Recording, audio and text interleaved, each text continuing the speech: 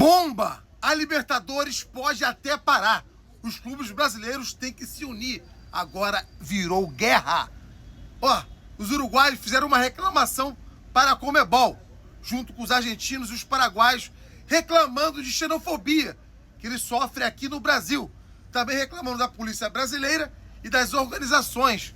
Irmão, agora virou guerra.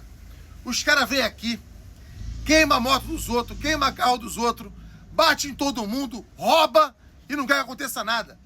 Entendeu? A gente sabe que no Brasil é bagunça. Felizmente. A política aí, não quero falar de política. Tá entendendo?